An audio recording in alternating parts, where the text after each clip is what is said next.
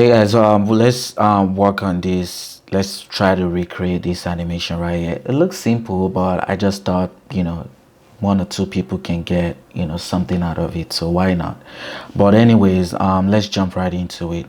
So I already have a new composition that I'm starting out here. As you can see, it's not yet animated, and I think the only thing I've changed is the keyframe, sorry, the frame per second.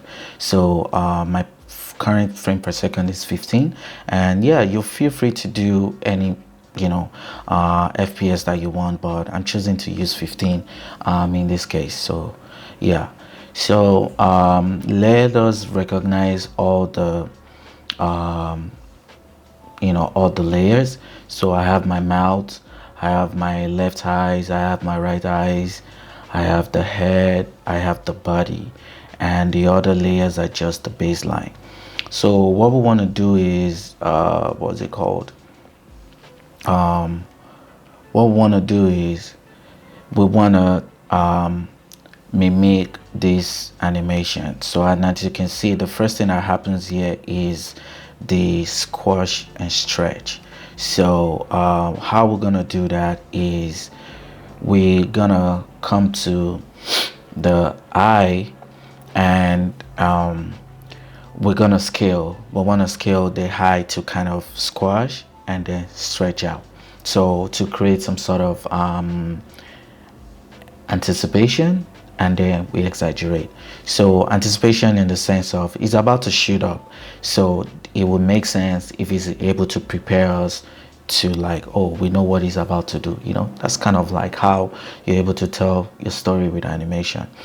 Anyways, yeah, so as you can see now, the anchor point is currently in the middle, and if we hit scale and we try to scale, that doesn't feel right. So the way to do this is we're gonna use motion tool right here. It's a plugin that gives like shortcuts to some of the things that you have to do manually. So for example, with the anchor point, you have to press Y and start moving it manually. So instead of that, you can save yourself the time and just push the anchor point button to kind of move it there. So there you go with that. So I'm gonna come to my fifth frame here and hit scale. And with scale, we want to make sure that we uncheck the constraint, so that when we're scaling, it's not proportional, because we're trying to work in one axis. Don't forget that. So yeah, I hit the keyframe, then we're gonna come to the 1 second mark, and then we're gonna move it, scale it down to 60, and don't you don't have to use what numbers that I'm using. This is just the number that came to mind for me, and then we scale it back up to 100. Mind you, we can't do 100 because we're trying to overshoot a little bit to hit the head. So what we're gonna do is we're gonna overscale it, and I'm just gonna zoom in just so I'm able to get the right track right here. So yeah, so it's gonna overshoot and hit the head right there. So let us play it now. Okay, cool. So once we have that right there, as you can see, it's kind of linear, it's kind of boring. So what you want to do is select all your keyframes and let us easy ease to kind of give it some sort of rhythm. So if I play it now, I mean, good, but we could make it better. So while your keyframes are still selected, you want to click on the graph and select the middle here, and just extend it out. So you want it to kind of start normal and then easy in, then flat it out, then it shoots back up. So if I play it now, see that it gives it a little bit of a rhythm to it. Play that again. Oof, it's the bad boy right there. But I noticed something. I feel like it's kind of a little fast, So I'm gonna just select all my keyframes, and I'm just gonna show you one shortcut right here. So if you select all your keyframe, you want to extend your you want to make your animations slower in a way, right?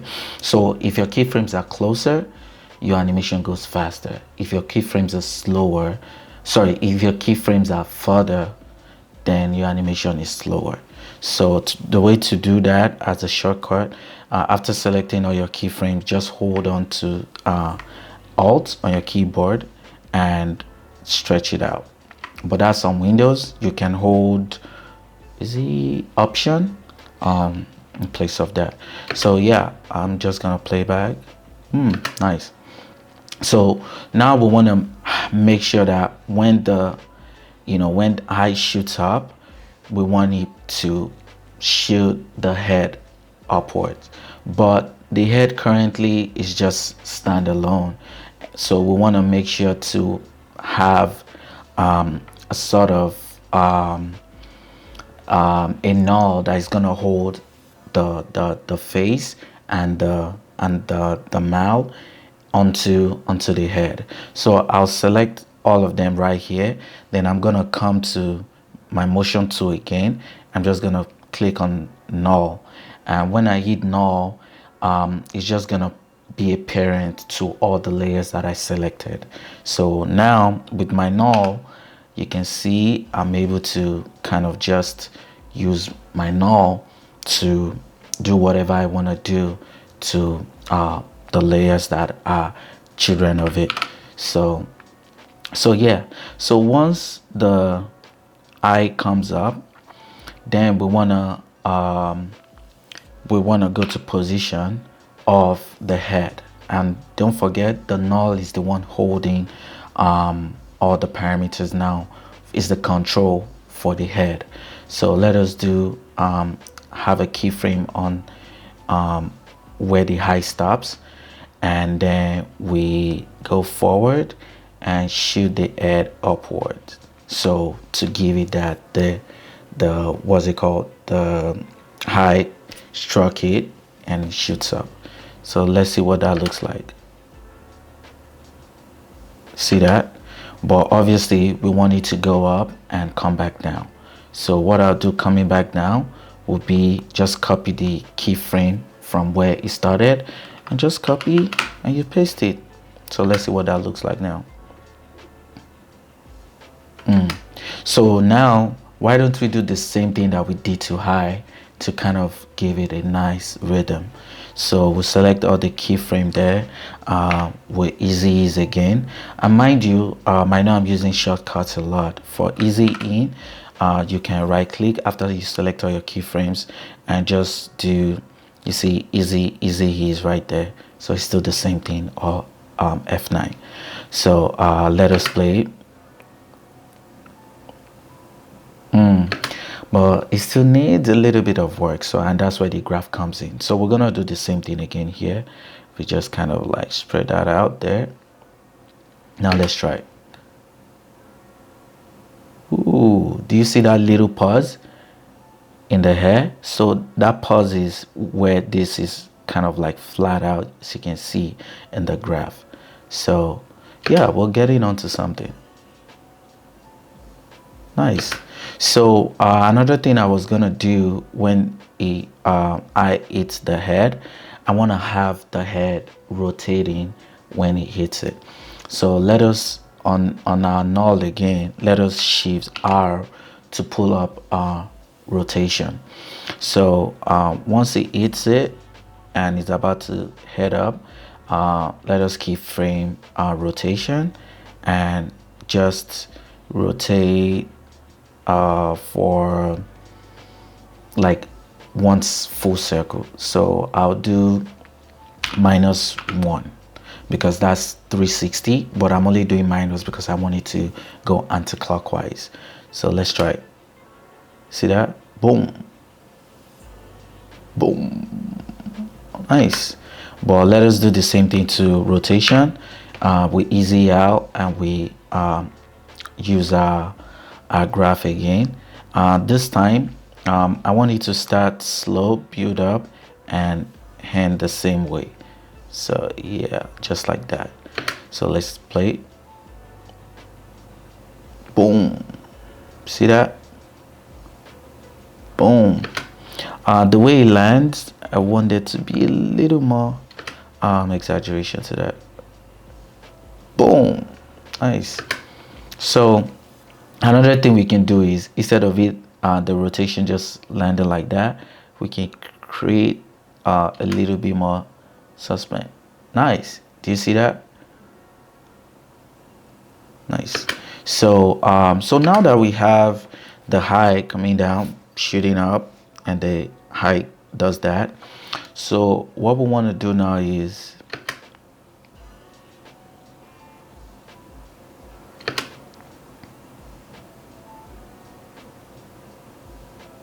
okay, so what we want to do now is have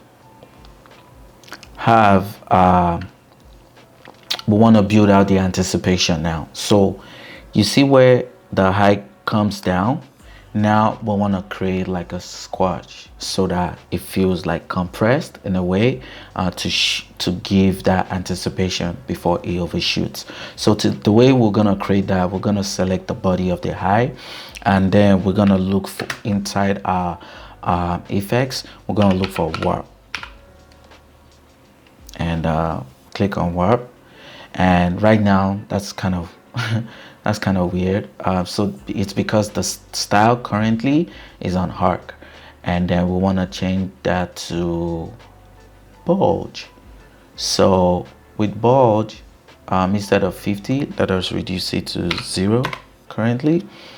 So with bulge, we want to keyframe as it's coming down. Let us keyframe the bend, and then we move forward to 1. Let us now oh sorry, it's bulging in the horizontal direction. We want to change it to vertical, so change the axis. You see that? So as you can see now, it kind of pushes down.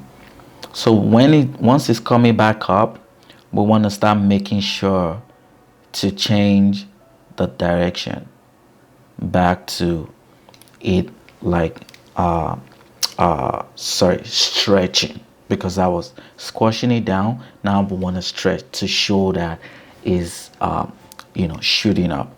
So now we want to go invert. See that right there? And you can push it however you want. So you see that? So now, boom.